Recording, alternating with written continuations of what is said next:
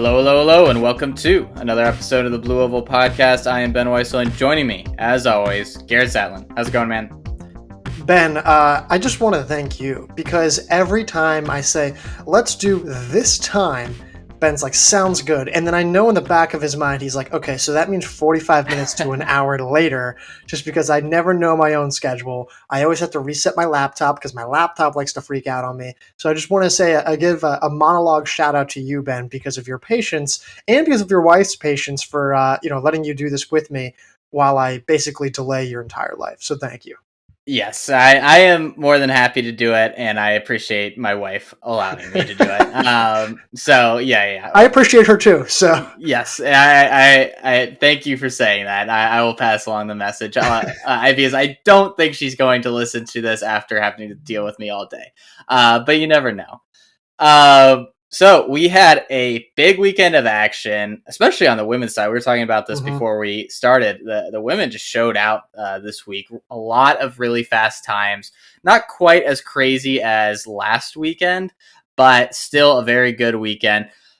So what we're going to try to do, try to knock out all of these, and then we might get to some guess the qualifying line predictions as well later on. But first, we got one new rating on Spotify, bringing us up to 89. I'm still holding out hope that we get to 100 by NCAAs. Looking unlikely at this point, but I have faith in you guys. We had 0 on Apple.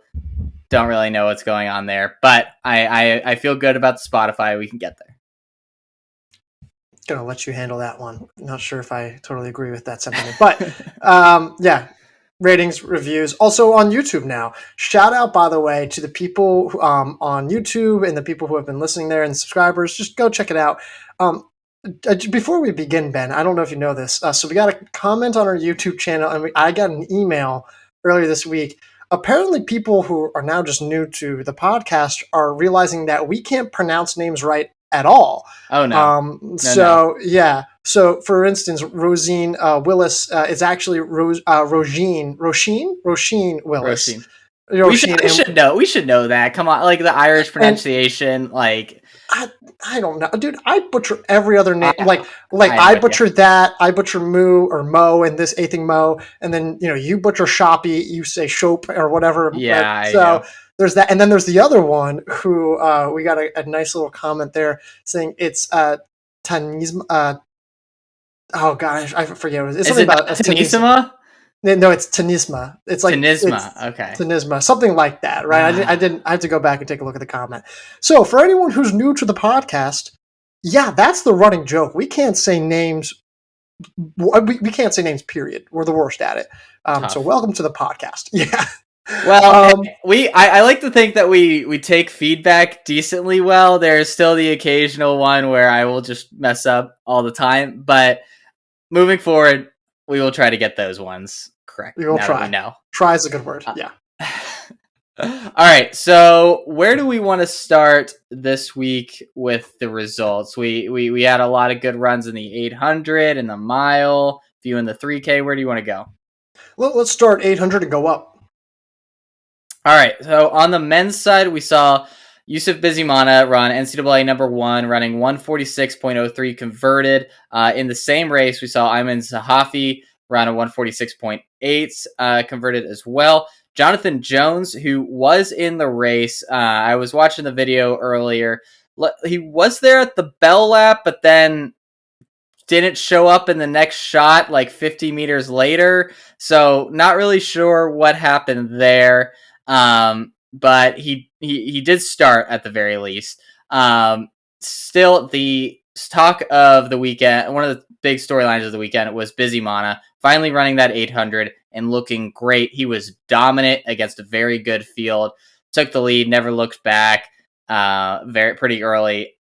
I don't know if there's a whole lot to say. We knew that he had the tactics to be a contender, and now he looks like he has the pure raw fitness as well. Well, for me, what I realized this is that I thought, oh, wait, remember when we said last week that Texas might have trouble getting a DMR? No, I lied. They might still actually have one of the best DMR lineups because I kind of forget, since Bizimana and Jones had not yet run an 800 yet, that they're really good at like the 800 and the 400 as well, of course. Mm-hmm. And so it's like I still think that the opportunity is there for them to go after, a really like scary good DMR, especially if Busy Mana and Creighton Carosa are running as well as they are going to continue. So yeah, in the grand scheme of things, I don't know if it really changes anything. But also, we have not yet seen Navasky Anderson, or if we have, like he hasn't posted some crazy fast time yet. Jones, as you just mentioned, we have no idea what happened there, but he has not yet completed an 800-meter race. The two title contenders who we had here are still absent with 3 weeks to go, basically, in the season.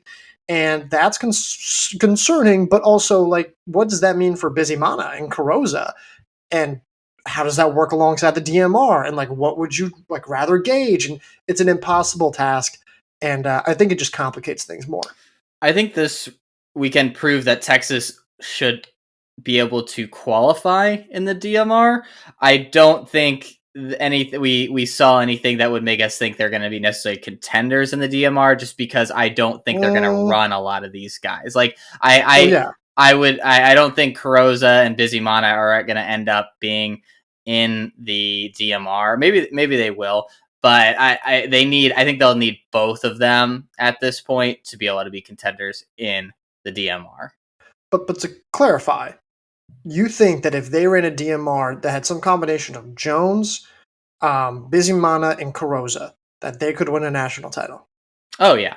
Okay. It's just more of like I would be surprised if we even saw 2 out of those 3 in the DMR at nationals.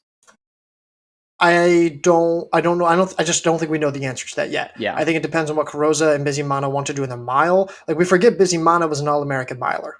Like, that's a thing. Granted, he's never run as fast as he has. But yeah, they're both they're 2 of the top 4 or 5 favorites in the 800 right now. I guess, and like kind of by default, but also because they've earned it. Like, yeah. So I think that's why they'll end up running the 800. I mean, Jonathan Jones very well could run the 400 and run the 400 in the DMR, or maybe runs the 800 in the DMR after running the 400 prelims.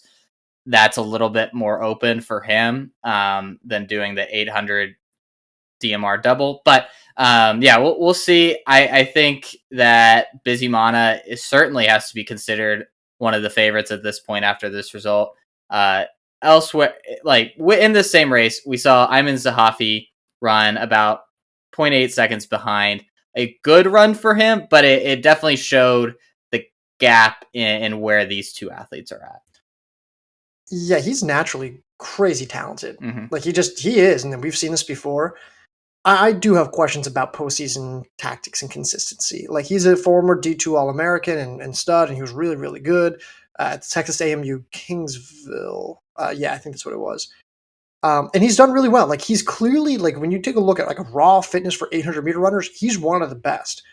But tactically, he hasn't always executed on the D1 national stage. Yes, he won the ACC outdoor title last spring. That wasn't the most historically loaded 800-meter ACC field ever. Still pretty good, but wasn't the most loaded ever. So I don't know if this really answered any questions for us, He's in shape and on track to make nationals. I think that's about exactly. So good run for those guys. Anything else before we move on to the women? I think Dayton Carlson got a 147.9 conversion. He's slowly chipping away, moving back up. If he continues at this rate and then peaks like he did last spring, he would want to be one of the 3 or 4 guys I would never want to race in March. Yeah, good point. On the women's side, we saw Sarah Hendrick take home the win at BU, I believe, in 2:02, beating Carly Thomas, who was 2:02.15, and Catherine Mitchell, 2:03.48. All really good runs from these women. For Hendrick and Thomas, no surprise here. This is right where we would expect them to be. I think for Thomas, this is one of the first times we've really seen her act like a contender and run like a contender for a while, where she took the lead, pushed the pace, looked like she was going to win before Hendrick closed really, really well in the last 40 meters to win. But I thought this was a huge sign that Thomas is back where she was like a year or two ago when she looked like she could absolutely win an NCAA title over the next year or two of her career. And then for Catherine Mitchell, a really good run, which, and we'll talk about this later, should put her hopefully into the national picture. I thought Hendrick and Thomas, from an time plus execution standpoint, were phenomenal. I mean, they maybe had two of the best performances of the weekend. Thomas, I think we historically view her as this high race IQ, really good tactically, great finisher. And not that she can't run hard from the front or that she can't run fast times, but like you said, she was more aggressive. She put herself near the front. She was the first one to be with the pacer, and she kept that going for about 750 meters, right? And then it was Hendrick, who we know has a history of being aggressive and going out and soloing fast times and going out there to the national meet and just trying to take it home on her own. She instead hung back, was more conservative, stuck on the shoulder, and then only struck when she had to, got home the win. I know Thomas didn't win, still think she was a winner. And Hendrick, I think it was just some of the greatest poise and maturity racing wise that I've seen from her. I thought both of them should be extremely happy with how that race played out for them.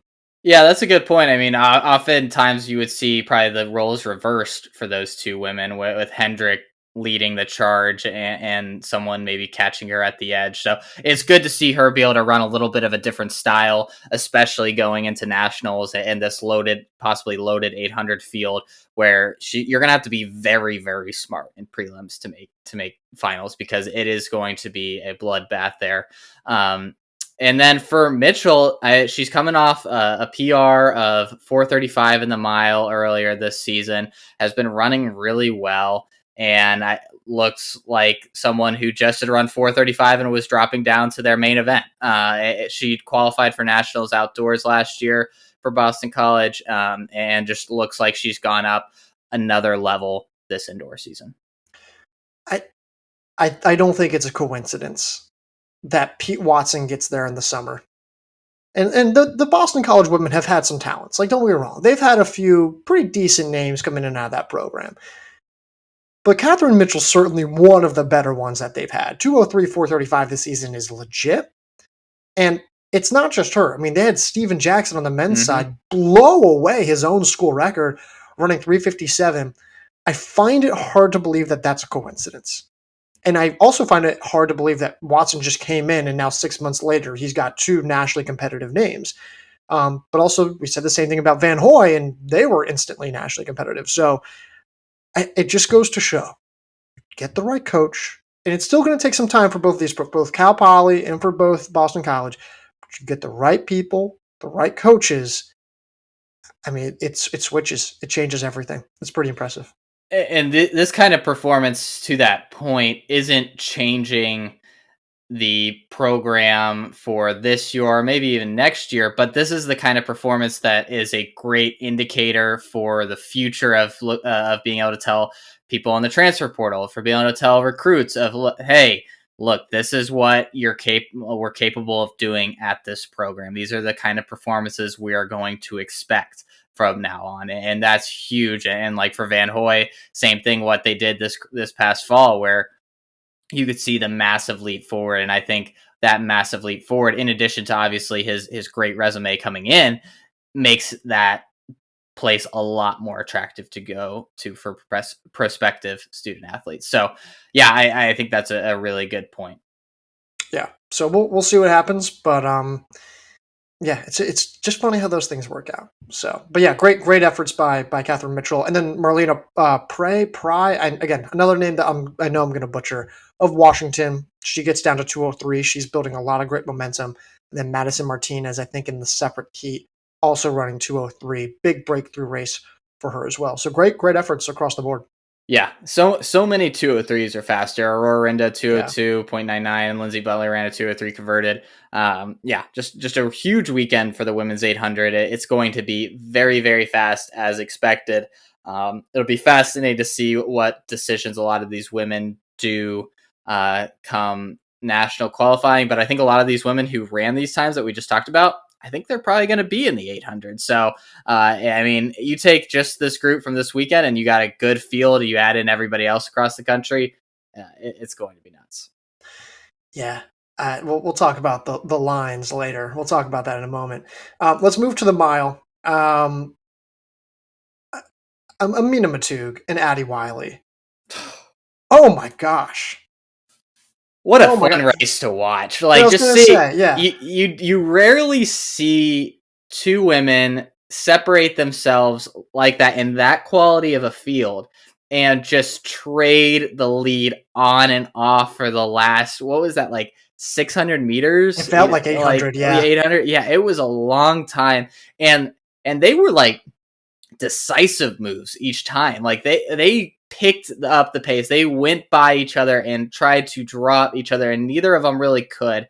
Wiley ended up taking home the win, but Maatoug looked great as well. She ended up running a 4:29 converted. And I'm assuming that Wiley's was probably 4:29 or maybe even 4:28 It was converted. 429, yeah. So just outstanding performances from both of them, and makes me really interested to see what Maatoug could do against some of the best D1 competition that she's going to face, because it's hard for me to see her losing to very many people this year, because it was an outstanding performance from her. I mean, just across the board. I'm going to try to segment this in my analysis into two parts here. Wiley, amazing, fantastic. We kind of knew she was beyond incredible, right? What, like, how long is she really going to stay at the NAIA level? I mean, like, why? I mean, listen, I get that it. whole situation is fraught. Like, I have no idea. There's And, no reason. Obviously the Huntington University allegations and the lawsuit that's associated there. Now Wiley has come out in defense of those coaches. So that may not be as much of an incentive as maybe people think it is. But between that and the idea of that, is she's just so much better than like everyone else in NAIA. What's the end goal, right? Like, why would you not go to the Division I level? Or maybe she goes pro, and that's cool too. And maybe this is just me from like a selfish standpoint of like, I want to see her race the best of the best of the best. But it's also like, she has an education, right? She wants to be at the school she wants to be at. So it's a hard line. I really don't know like what to think of it. I don't know. I wish she went to Colorado, but I get it. Yeah. So. Before we move on about anything else, how many, and this is something we've discussed before, how many women would be as big of a transfer target as Addie Wiley in the country? I am struggling to think that she would be outside the top 5. Like, with the combination of eligibility and talent, puts her in a very, very small subset of group. Here's a question: would Amina Maatoug have more transfer value or less? I think less. I think more. Because she's just more versatile for right now. Yeah, for right now. Yeah, that's fair. And she's done it. We've seen her do it at the D1 level. But yeah, that's a tough one. They have similar eligibility, or does Wiley have more? No, Wiley's fresh. Like, she's I think a rookie. So I would say maybe Wiley then, just based off of eligibility. Yeah, she does have more eligibility. Let me take a look real quick. I think Maatoug's still really young by eligibility. Yeah, I think she has a lot as well. And also, but frankly though, Tui's still a sophomore. Like, well, yeah, Tui's number 1. Like, there's no disputing that. Like, she is clearly and Volby's number 2. McCabe's a sophomore. Yeah, like all these women. So, yeah, I mean, listen, we can go down the line, but yeah, I mean, Wiley would certainly be a top 5 transfer target. Moving off Wiley though, Maatoug, it's just so impressive the way she ran that race. I've never been so impressed with someone who lost a race that was that well executed. Do you know what I mean? Mm-hmm. She threw great punches, and just at the end of the day, Wiley threw the last one. Like, you can't be disappointed in a performance where you like put that much out there. It was funny because like they'd each make the surge, and I'd be like, well, looks like she got him. Well, makes it no, look, got her too. Yep, and it kept going back and forth, and you just never really knew. You knew Wiley probably had it with a about 150, 100 to go. Great race, maybe one of the best races that we've had so far this season. Yeah, it was certainly a lot of fun. So Maatoug has, I think, rocketed up in terms of contender status in the mile. She'll be one to keep an close eye on, and see if she tries to run anything else fast in any other events. But I think the mile is going to be where she lands. Well, real quick, Duke now sits currently Yeah. very high up in the DMR standings, and she's a 3K runner. She's got like an 855, 854 mark. So we're convinced that she's running the mile. I'm not. No, listen. I'm not convinced of anybody picking any event. Like there, I've been burned too many times on these kind of things. But I would say that would probably be where I am leaning. So then, what's her double? Does she triple? She probably doesn't triple. I think she just does the mile and 3K. You don't think DMR?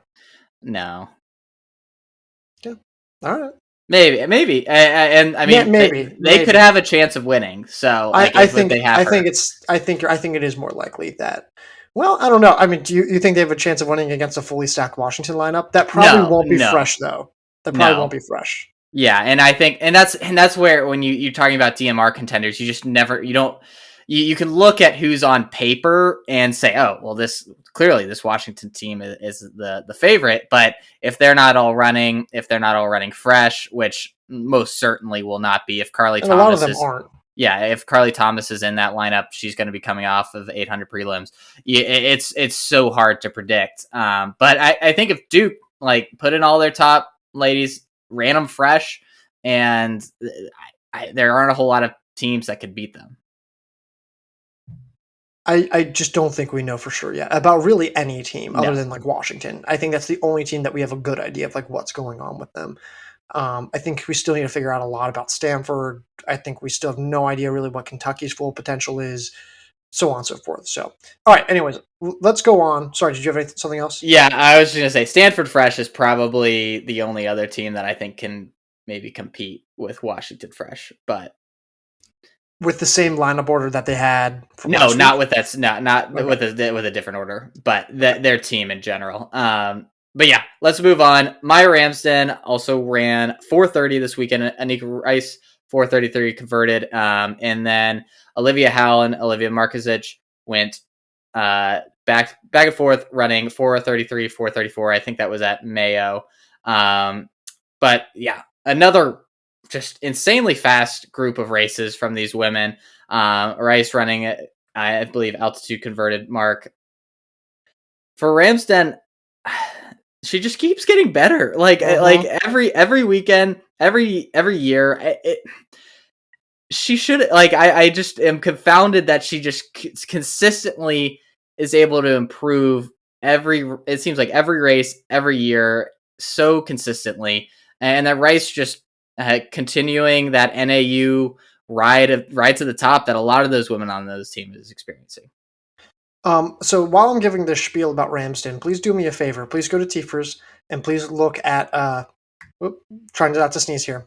Anyways, please go look at Ramsden's Tifers page and let me know when her last poor race or bad race was.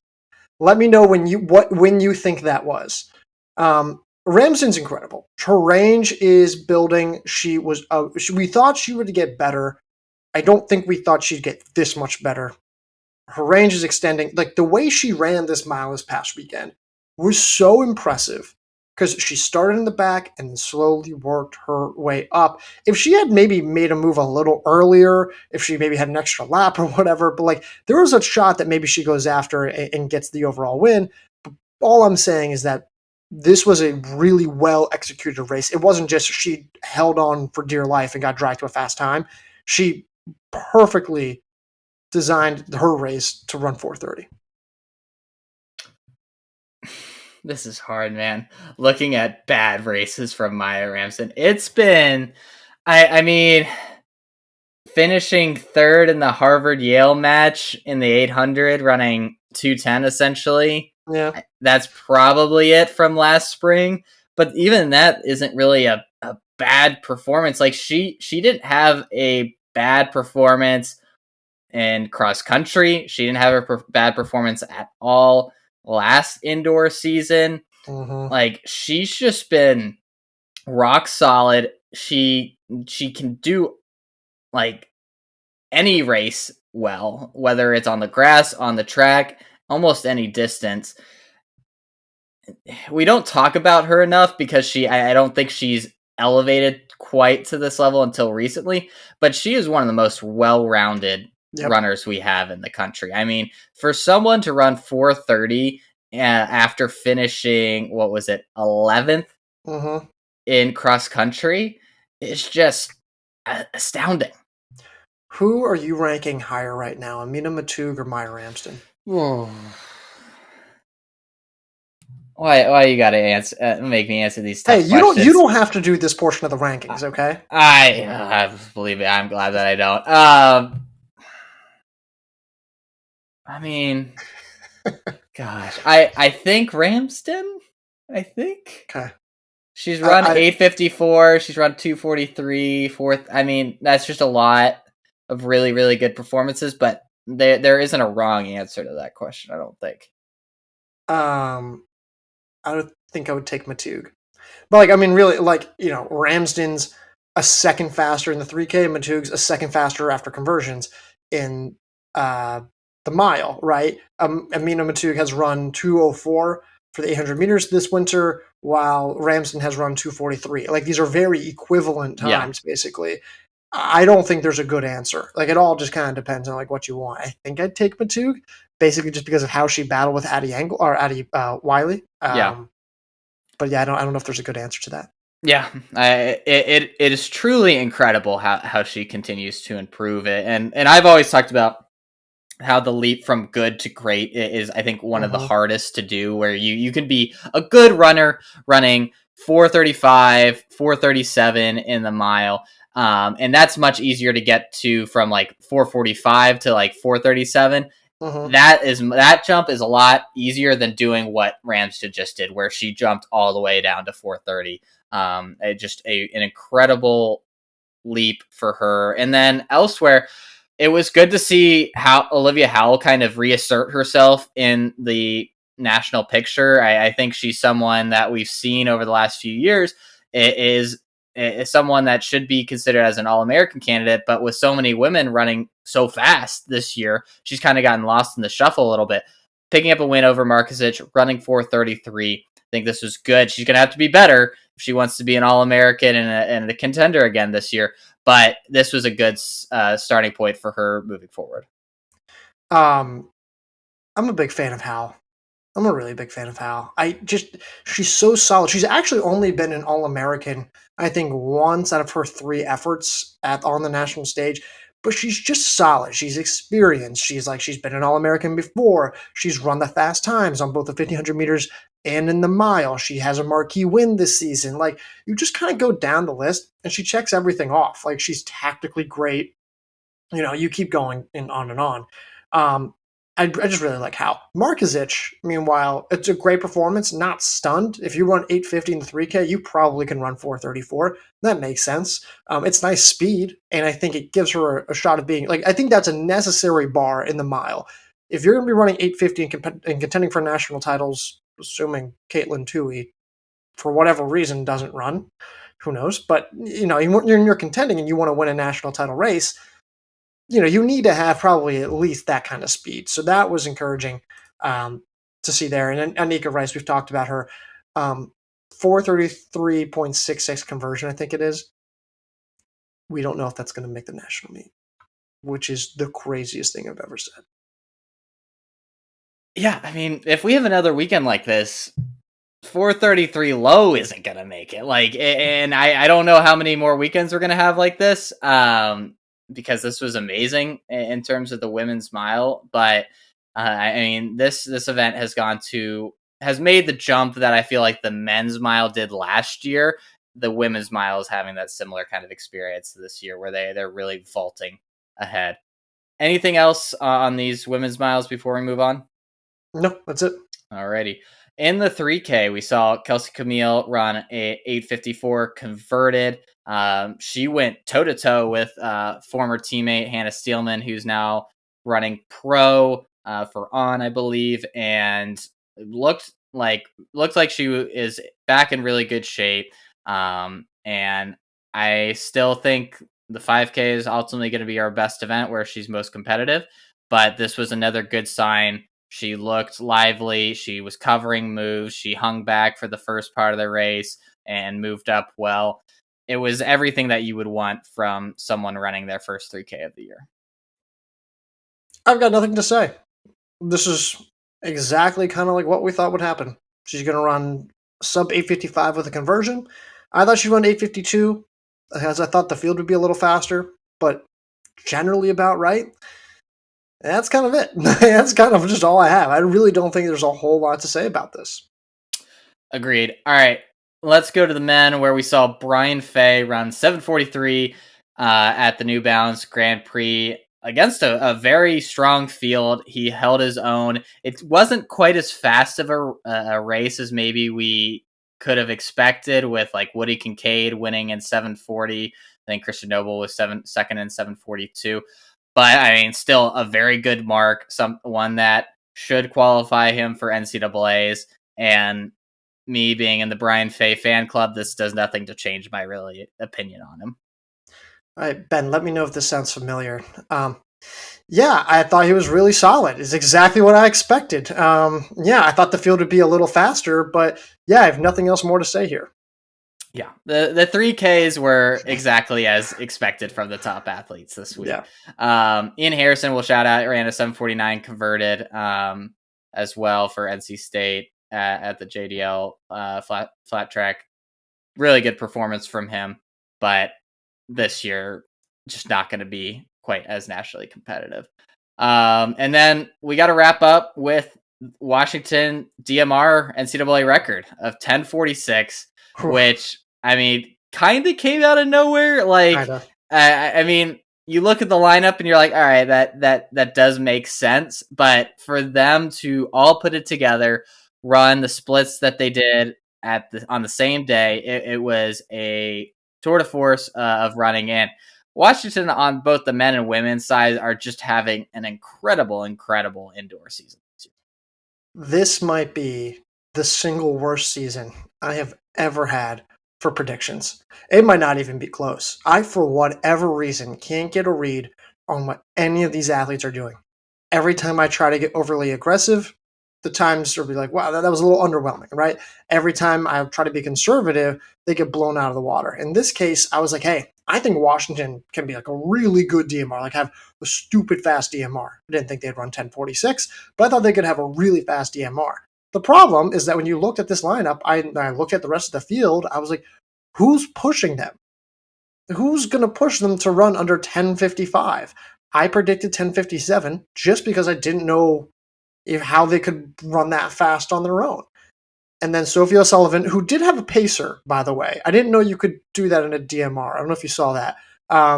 It was an odd. I think it was Ali Cash who was. I didn't know you could do that, but regardless, had a pacer through 1,000 meters. O'Sullivan comes through in a 2:44, splits 3:16, which is absurd.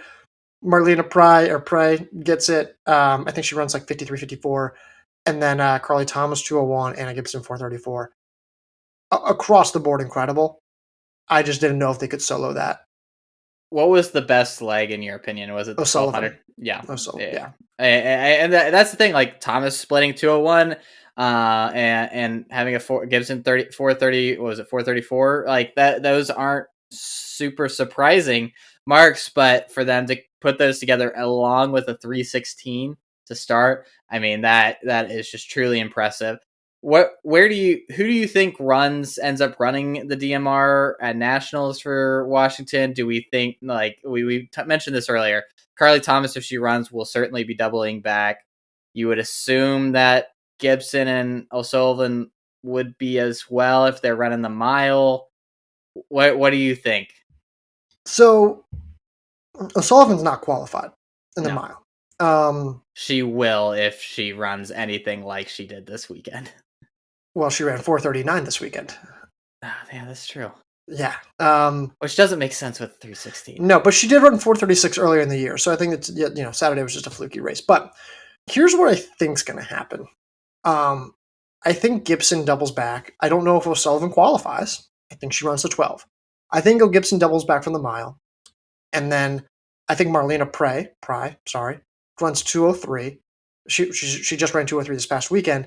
You move her up to the 8, negate time lost by putting in a secondary 400-meter runner, and you don't have to have Carly Thomas doubling back. If this might be dependent on Thomas qualifying for the finals, though. Because if she doesn't qualify for the finals, then all right, well, you don't really need to be fresh for tomorrow. No. Hop on the relay. Does she have enough time to recover, though? That's a separate question. I don't know. Yeah, that's a good point. If O'Sullivan doesn't qualify for the mile after that 316, I'm gonna be kind of upset, honestly. But you're right. I mean, she hasn't done it yet. They'll certainly be one to watch. And congrats on the NCAA record. It seems like every weekend we're seeing some kind of NCAA record broken or one at least scared. It's quite remarkable. Shout out to Michael Weidenbrook. Out taking photos at Boston these past few weeks. Appreciate you, Michael. Real quick before we move on to our next topic, Mauricia Powell, the former DMR women's record was held by Oregon in 2017. That was her relay.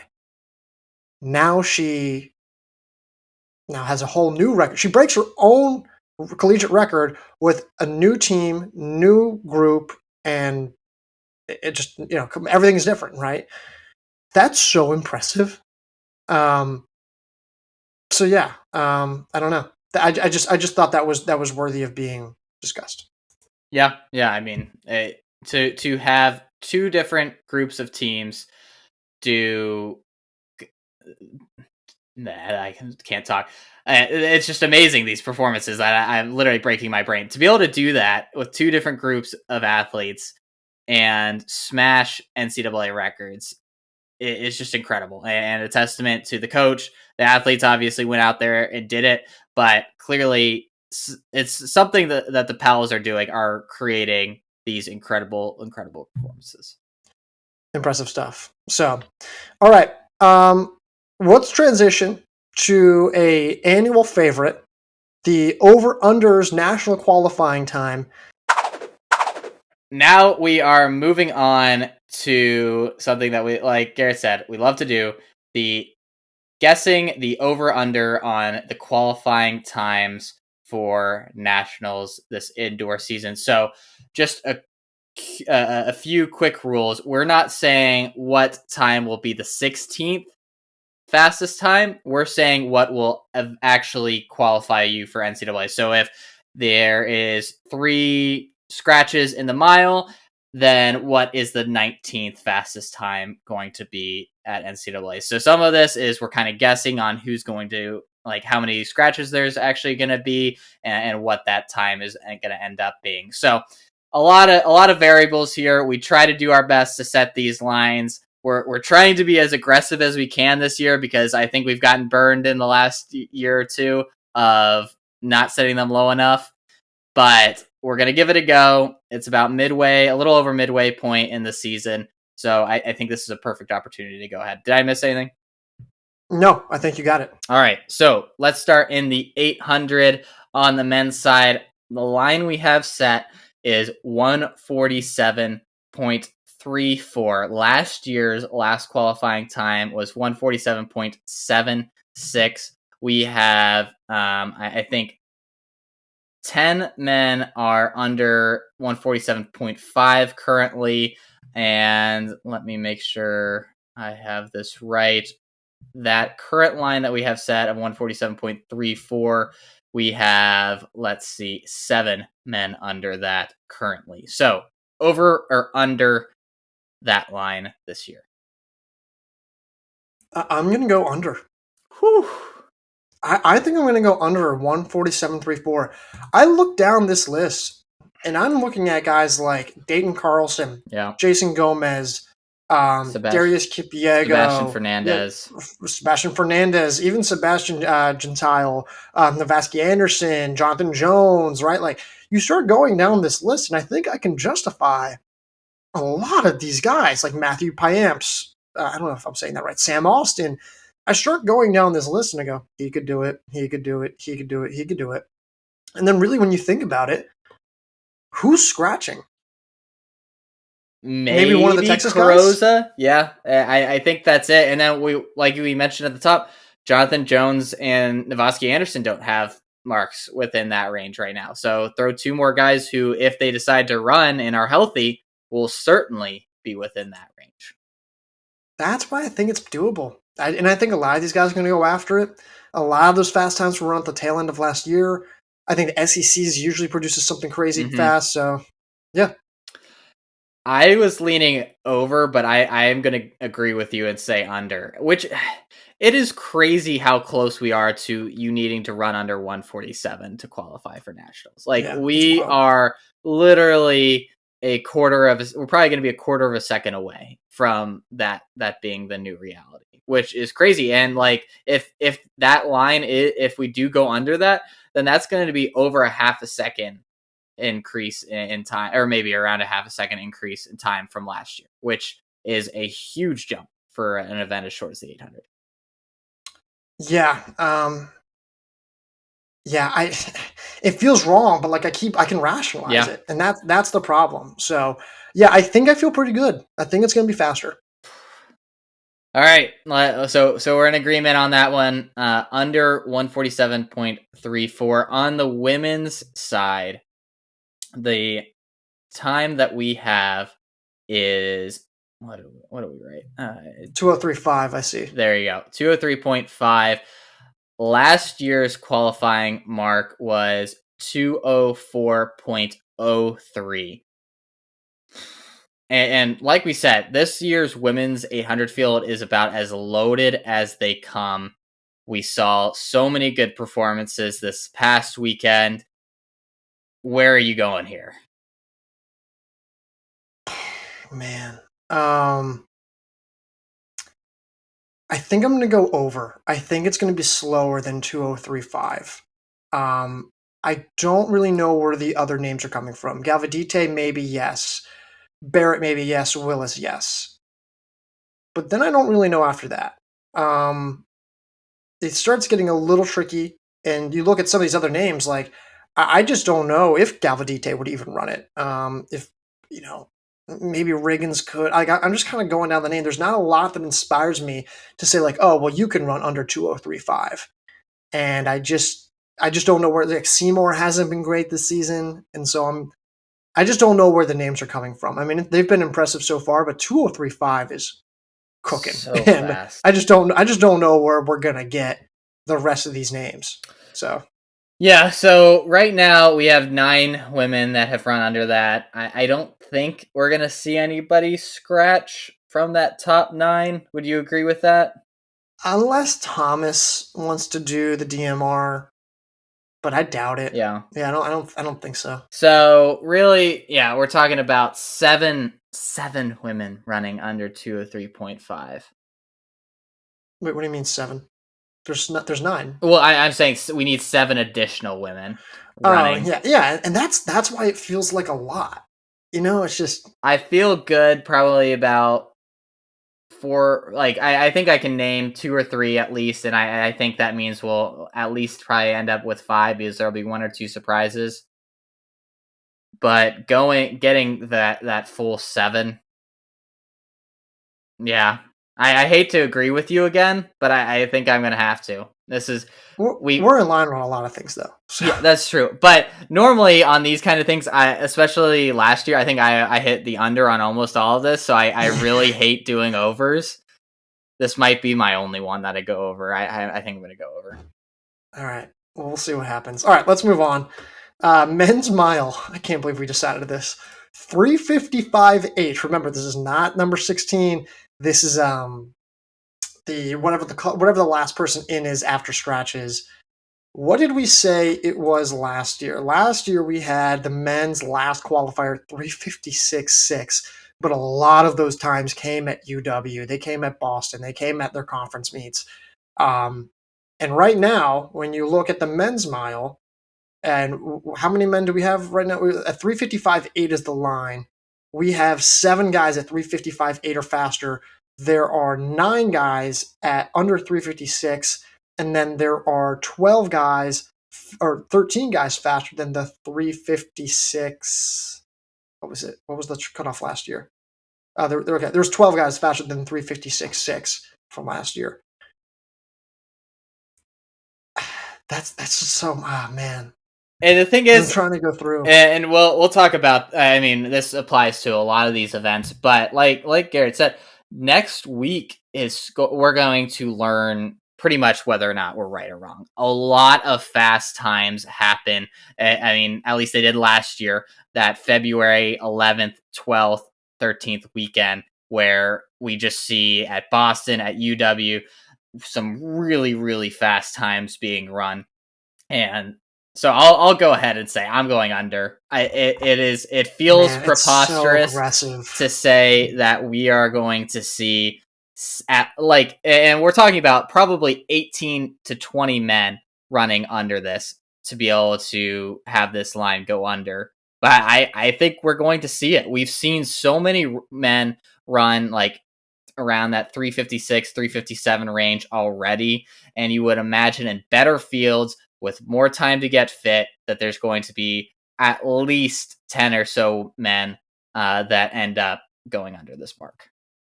Like I think like Bosley and Young could with conversions. Kipsang could.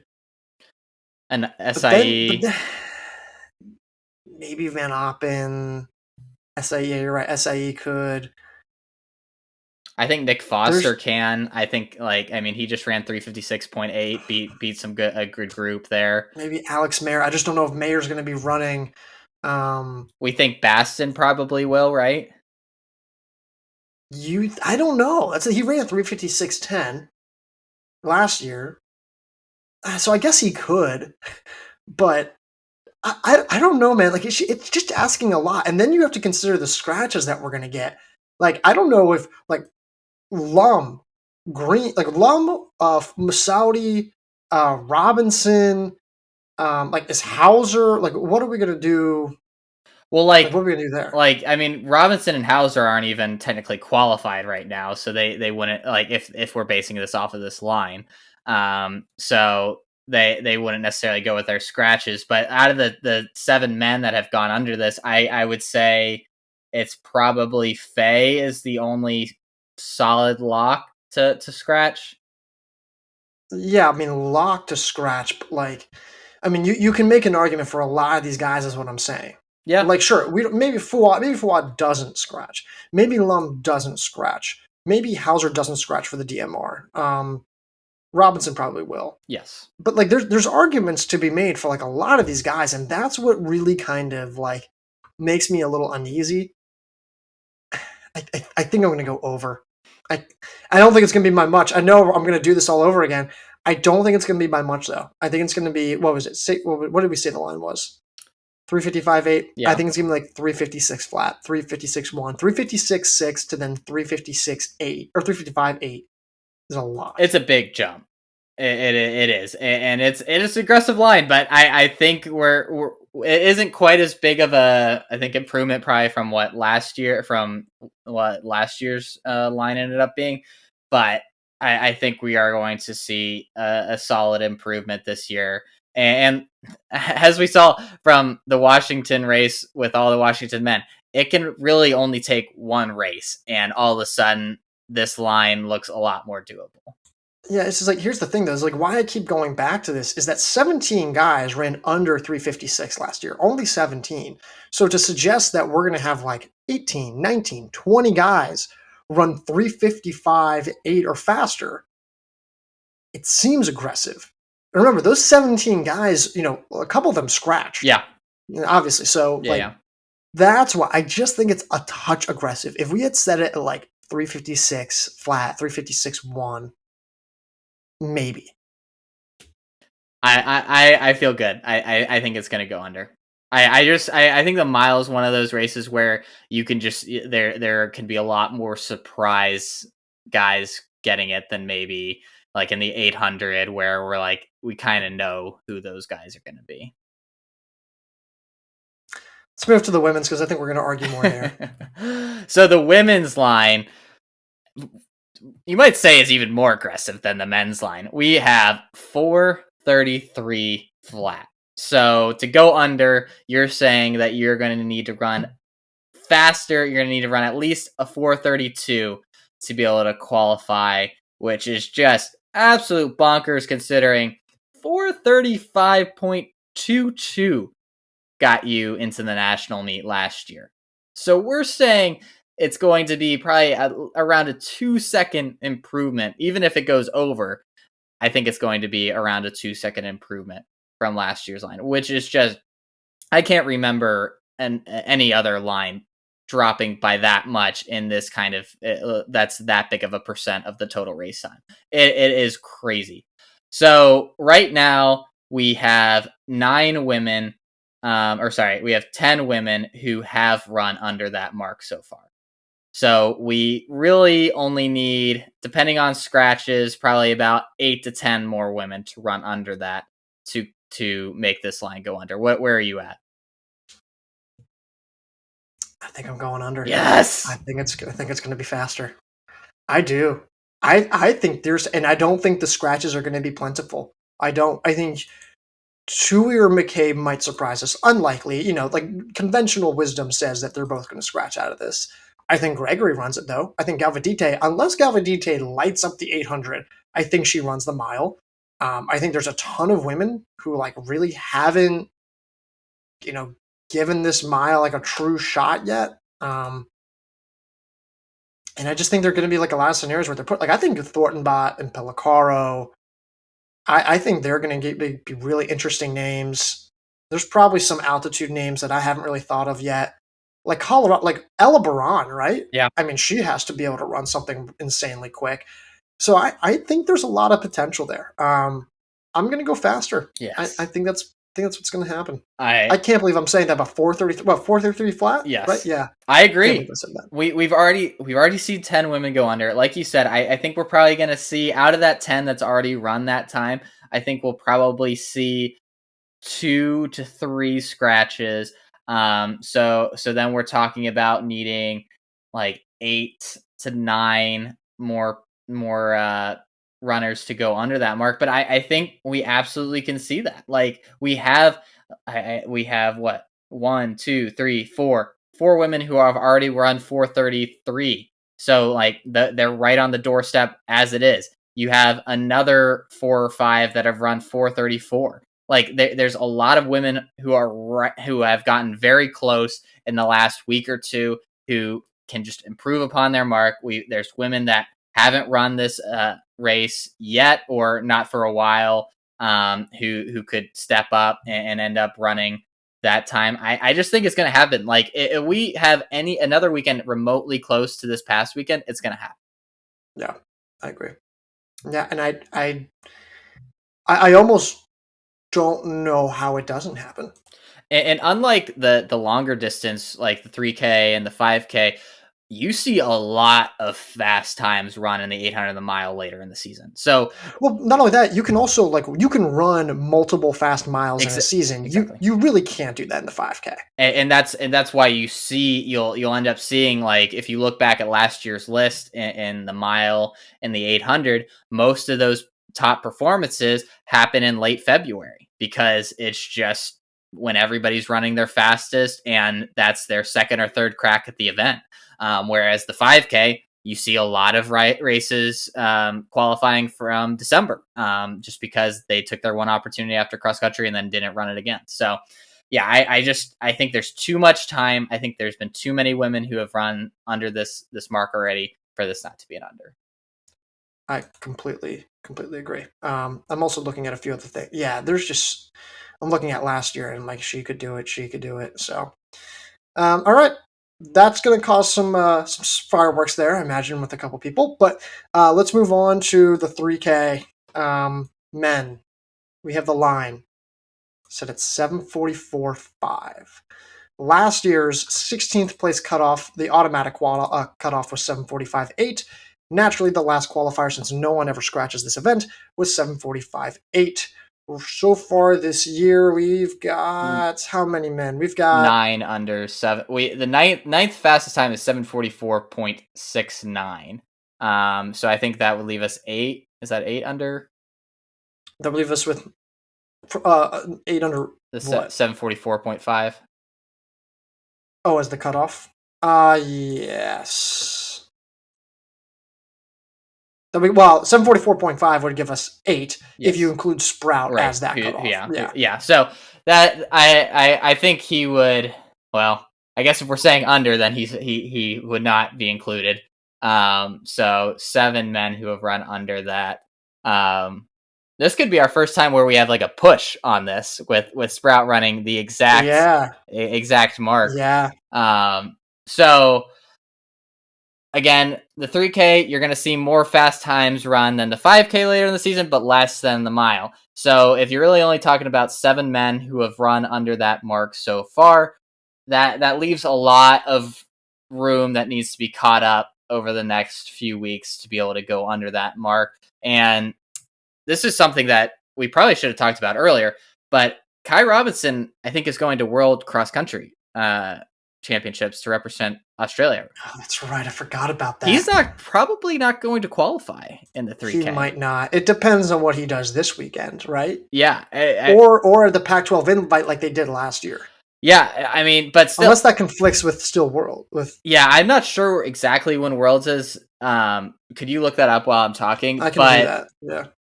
Regardless, that's a lot of travel that's going to be happening to go run a 10K on the grass against some of the world's best runners. Like, that's not going to be something that he can come back and run like the next weekend after, like, super easily. So I kind of I think I messaged this in our group in our Slack when we saw that news. I don't know if he's going to qualify for the 3K this year. February 18th. So maybe runs this weekend, but he kind of got to get it done this weekend if he's going to do it. Let me check the schedule because it's either. Or if he does the Pac-12 invite, which is 2 weeks before Nationals, so that would put him March, which would give him about 2 weeks. I mean, it would basically be the week after. I don't know when the Pac-12 invite is, or maybe he goes to like a Boston. Yeah, there's always a last chance Boston meet. But he'd be fresh off of a cross country race. Yeah, a 10K brutal cross country race. So yeah, I don't know, and so that's possibly one less person you would assume and pencil in for that spot, and that changes like the national picture in that event completely as someone that we would probably consider as one of the favorites to win that race. So certainly something to keep an eye on over the next, especially this weekend, to see if he ends up racing.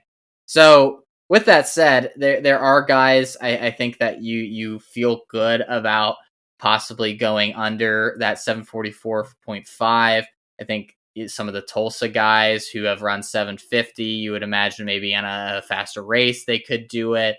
Maybe some of the BYU guys could end up doing it. But there isn't a ton of guys who haven't run this event already that you would expect to come in and hit that quick of a time.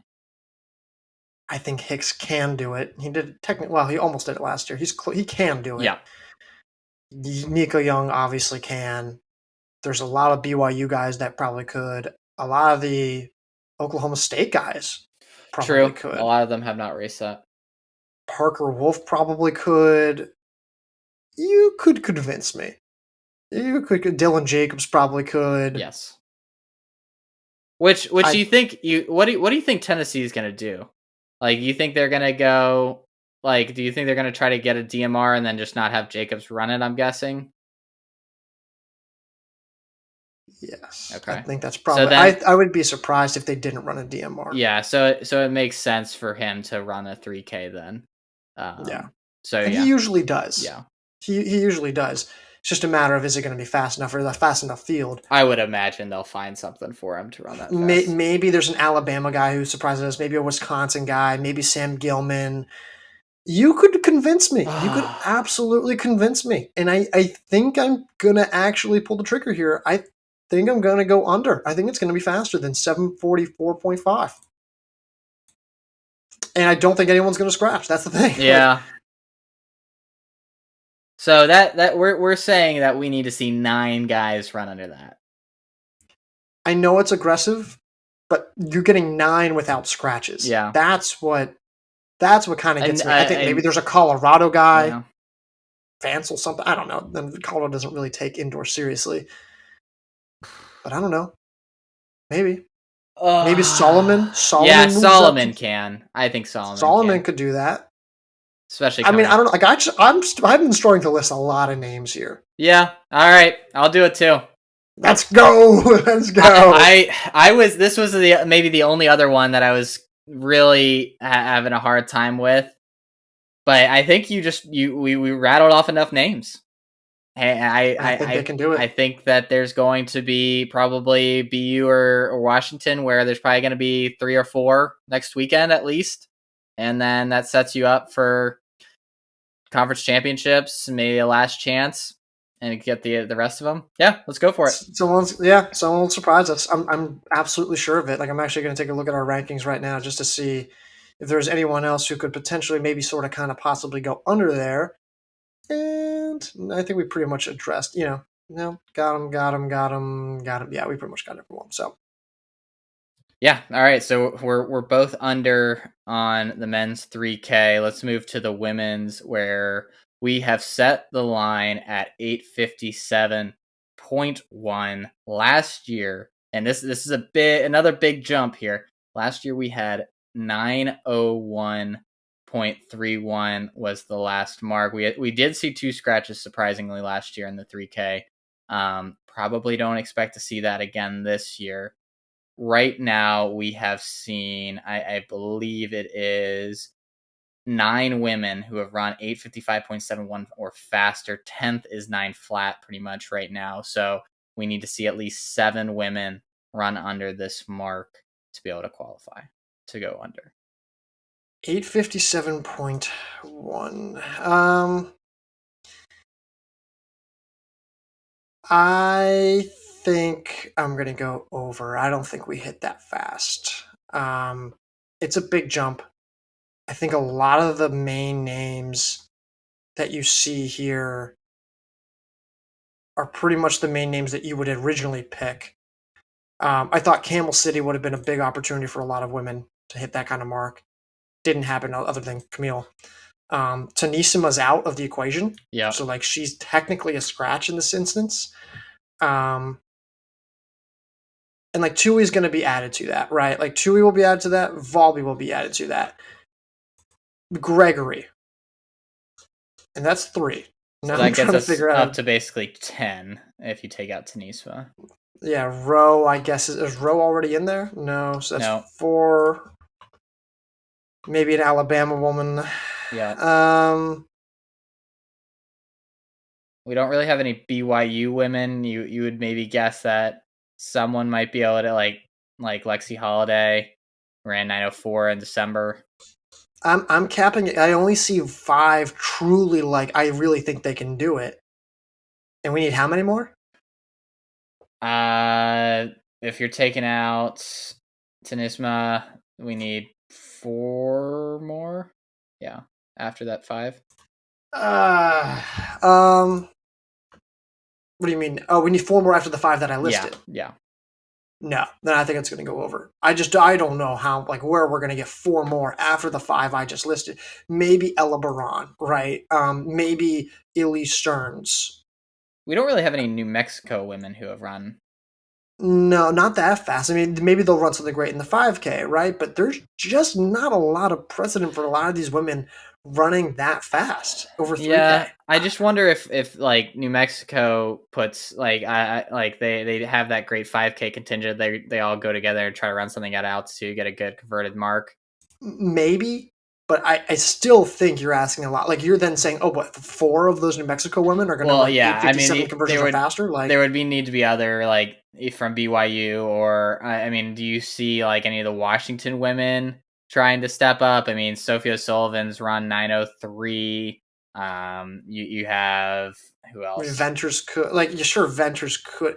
I mean, you're a 9 flat to 857 Yeah. is a significant jump. And that I just don't see it. I named the 5 women that I thought I had, and maybe 6 if you want to add on an Alabama woman, but it's just a lot to ask, and so I'm going to go over. I'm still gonna go under.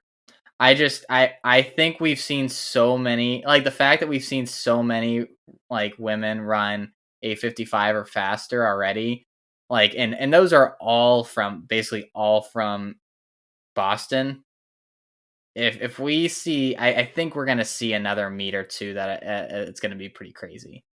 Like, you think about that 8 of the top It's just 9 were you're all from asking a Boston. lot.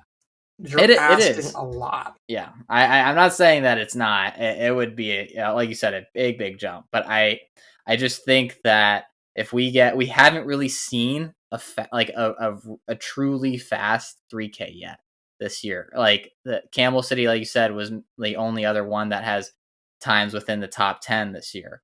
Like, I just think we're gonna see another one or two races where they're really going after sub 9, and that's going to produce at least a few more. 1, That 2, 3, 4, 5, 6. There were 6 women who, at least on the national leaderboard, now people could have run faster in the meantime, right? Before that, but basically, what I'm saying is that there's 6 times on the national leaderboard from last year that were under that mark. That were run after this date. That were run right. after this date. Yeah. So You're even right if on the you line say, there. so well, even if you say there's 6 more, you'd still have to find 2 more Yeah. names. I just think there's a lot going against this line. I don't know what the rationale is to pick it. I think the biggest rationale is that we've just seen such an improvement in the races over and under this distance that you would imagine that maybe some of those milers who are running extremely fast take the step up, get another free shot at nationals, and just run a quick time. Especially since a lot of those women in the mile have already punched their ticket in the mile. They don't need to really run another mile. Yeah, okay, sure, but that's Maatoug, that's Ramsden, Tui's. We're kind of just penciling in Yeah, Tui, right? McCabe's already there.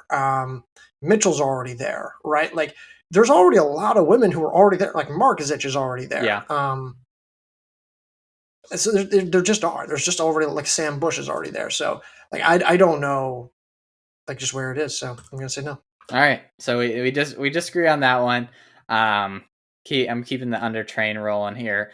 Let's go to the 5K, and this one in particular, this men's line, I think was probably one of the more difficult ones that we had to set. 13:24.5 for the 5K. Last year's last qualifier was 13:26.44. We did not see any scratches last year.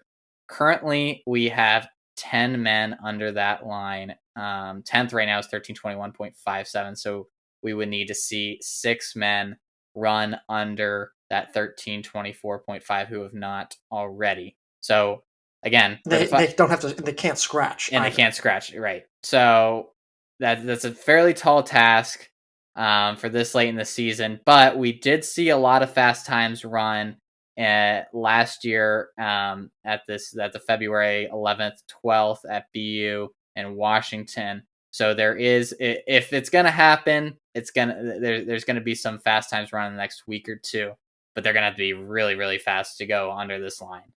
How are you feeling about this one? I have no idea. I have zero clue. Um, what's the line? 13:24.5. 5. I see. I don't think anyone's gonna. I don't think anyone's gonna scratch, which helps this No. idea that it's going to be an under. 13:24.5 means that the top 8 of last year would have made it. Or no, the top 9. Excuse me, the top 9. But the problem is, as I was talking to you beforehand, it's like I kind of see everyone who I think's gonna make it. Like everyone who I think was gonna run a fast time kind of already has. Maybe you can argue a BYU guy here. Maybe you can argue Charles Hicks. Maybe a Tulsa guy. Maybe Kieran Fuad Lum, Masaudi. maybe. Kieran Lum, sure. Tulsa guys, possibly. It's so hard. I don't know. And here's the thing. I think the only scratch that you could get out of what we have right now is maybe Brian Fay. Maybe. But that's a hard maybe. Tell me what you're thinking, and then I'll go off of yours. I am leaning towards over on this one, just because I'm nervous about where we are at this point in the season. Well, I almost feel 100% confident that we are going to know after next weekend. If there has not been at least 4 or 5 guys run under that mark next weekend, then it will not happen. It will be an over. But I just, like you, I'm struggling to think of the guys that are going to do it. And I think me, maybe more than you, always add in a bigger cushion in terms of like, if I can name like 4 out of the like 6 that I need, I'll say 2 or 3 will surprise me. But it's a smart approach. But I don't. I just don't see it. It's just so fast, and like, whereas like in maybe in the mile and in other ones, you could see like there was people knocking on the door that were only a second behind. Like there's only 13 men who have gone under 13:30.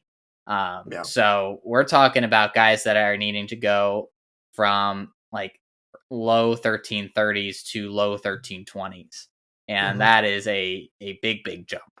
It's not impossible, especially for some of these guys. Like I wouldn't be shocked to see like Nicholas Scudder, maybe someone like that do it. But that is a big gap. You not only have to have the fitness, you need to be in the right race, and everything needs to go well. And the 5K more than the mile, you need to have a lot more things line up than anything else. So I'm gonna go over just because of that. Yeah, I think that's probably where I'm leaning. I think it's going to be the over because at this point last year, if you had told me like, well, Dylan Jacobs is going to qualify and he's going to run that fast, and Adrian Wild Scut, I think it's actually Wild Shoot. We say Shoot or Wild Scut, I don't know, but Florida State Adrian, he was another guy where it's like, oh, if he's going to run faster than this, I'd be like, yeah, absolutely, right? And I think Kai Robinson was probably in that mix. Of I think Washington ran a fast 5K last year around this time. Yeah, but just now, like you have the guys here in front of me, and I'm like, who's supposed to be that new guy? Like there will be a couple, there will surely be a couple, but how many? And I just don't know who those are. Like maybe like Yassine Abdallah, maybe Hamilton gets something faster. Hicks, well, like I said, will obviously get there, but you're just really low on options. Fuad Masaudi, maybe. I just don't see a ton of options of how that's going to get done, and so therefore I'm going to say over. Acer Iverson is like the person that is sitting there being like, do I need to run another 5K after running 13:26? Are you kidding me? Like he's the person that is like listening to this intently, being like, I mean, what do you guys like? Like, do you what do you think? Because I mean, there's a big gap. There's a 5-second gap between him and 14th right now. So like, there's plenty of room to kind of fill in between him and Jack Aho for those last 3 spots, but I'm inclined to think that he'll make it, but it's going to be very, very close. I don't know if I'm confident if I'm Acer Iverson that I'm going to make it. The lack of scratches is really going to hurt some people, and it'll probably be him. I have a really, I would get into a 5K. Yeah, if I'm Iverson, I would not leave it up to chance. Like, he's got Boston in his backyard, dude. Go to BU, and I'm sorry, I didn't mean to yell. I apologize, but like he like Coach Gibby and Iverson, they know what they're doing. Yes. But I imagine that a fast 5K at Boston would make everyone feel better. Yes, so. and maybe that's why this will ultimately be under. Maybe there's enough guys who get together and try to run something under 13:25. We'll see. But all right, so we're both over there. Let's go to the women. We have this line at 15:38.9. Last year, the line was 1541.56. There was one scratch last year. Right now, we have 10 women under that line. 10th is right now 1537.47. So very similar to the men's side, where there's kind of a big gap around that 10th mark. So we're looking at least 6, maybe 7 women needing to run under that 1538.9. Oh no, I don't know. I don't know at all.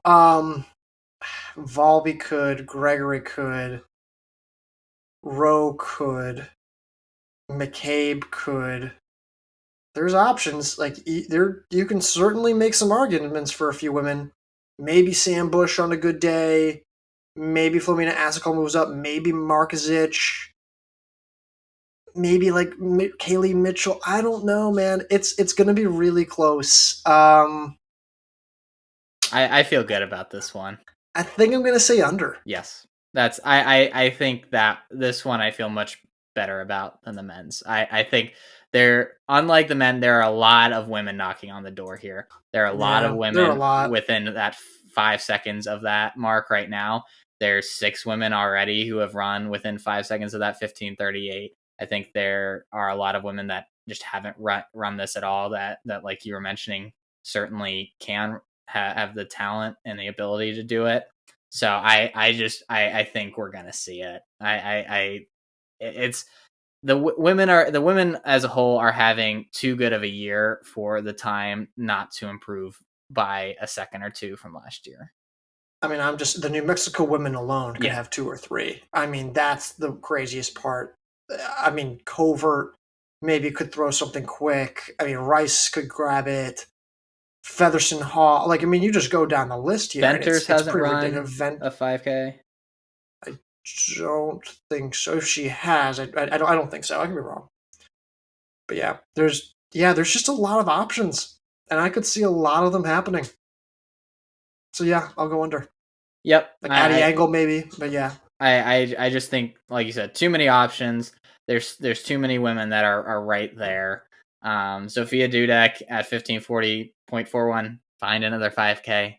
Like you just run the 5K at Washington next week. Like because you're probably gonna need it. So yeah, I completely agree. I don't think there's too much discussion needed there. I just think there's that line is very attainable. All right. Lastly, DMR for the men. No one has run under last year's mark of 924.56 yet. So we are going in completely blind here. We could have done this 2 months ago and the line would be the same. We are using last year's mark of 924.56.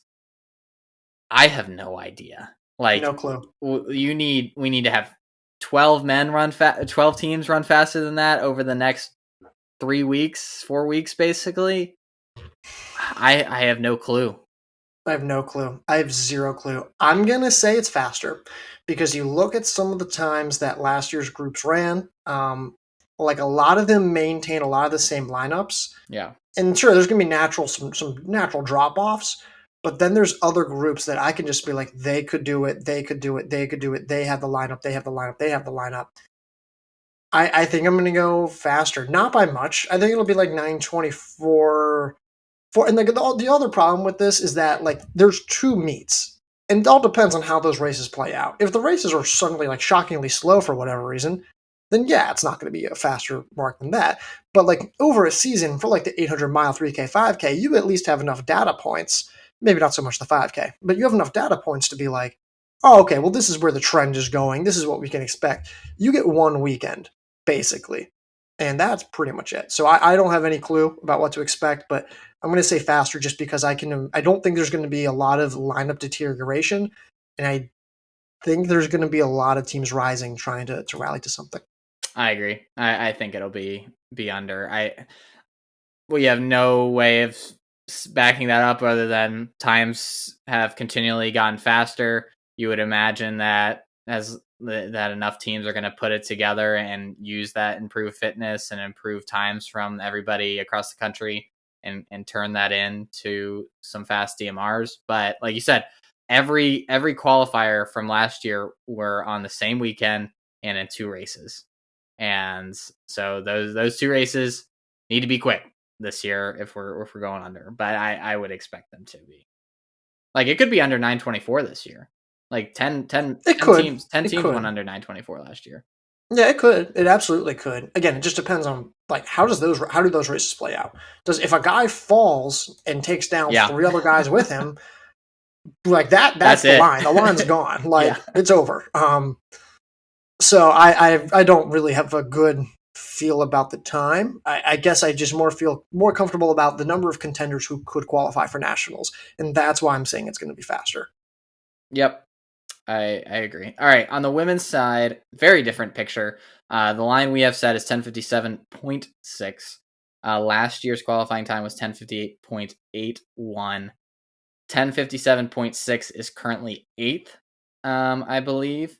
And so we have 7 teams that have run under that so far. So we would need an additional 5 teams to go faster for this to be an under. I think it's an under. Yep. It's an under. I mean, I think some of these teams that have already run 11 flat or faster are going to try to run it again. And I just think other teams that we like NC State and BYU and I don't know, Oregon maybe. I don't unless Oregon already ran something and I'm not familiar with it, but like there's a lot of relays that haven't run yet. Then I'm like, yeah, they could do it. Like Notre Dame. Virginia could do it again. Virginia, maybe Virginia Tech, maybe, right? Like there's a lot of instances where I'm like, I think actually Virginia Tech definitely could. There's a lot of teams, and like those are just the teams off the top of my head. There's a lot of instances where like a lot of these teams could go under. So I'm going to say a pretty comfortable under actually. Yep. Yeah.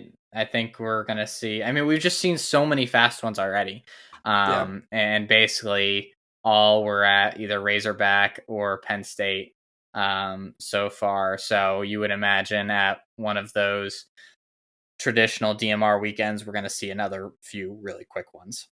Yeah, I agree. So cool. Well done. I think I went over twice. That I feel good. I feel good about that. On maintaining my mostly unders.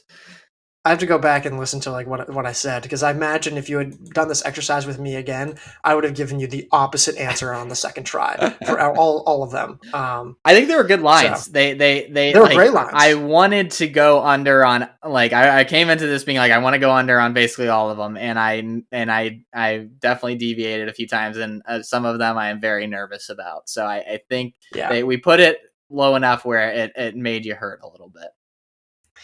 Yeah, I'm excited to see what happens. I think this was probably the best plus minus lines, over under lines that we've ever had, and I think this is also going to be the best that we ever do on them. I hope so. Yeah, I should have taken notes, but I'll have to listen back and we can put together a graphic or something to make sure that when we get there in a few weeks we can grade ourselves. So, all right, that's all I got. We got a lot of content on the site. We got like a ton of like first thoughts analysis, a lot of like really in-depth stuff on there. Watched a lot of the races. Like you'll be able to really kind of get a good understanding of what this weekend was like. Go subscribe on YouTube, the Stride Report over there. Then I'm trying to think of what else we've got going on. D2, D3 rankings. We've got, of course, previews, as you know. I'm trying to work on a few other things. We're talking to a few people, working on a few projects. Want to do some high school content thrown in there as well. And then Ben, what am I forgetting? Is there anything I'm forgetting? No, I think that's everything. I'm excited that we got the guest alliance out of the way, and now we can kind of watch the results and see how it goes. We're going to have plenty to talk about in the next 2 weeks, that's for sure. Go on the site, go subscribe, go pretend like you read it and it was your original thought that you can spew it to all your friends who definitely follow NCAA cross country track and field. But that's all I got, Ben. All right. Well, until next week, Garrett, I'll talk to you.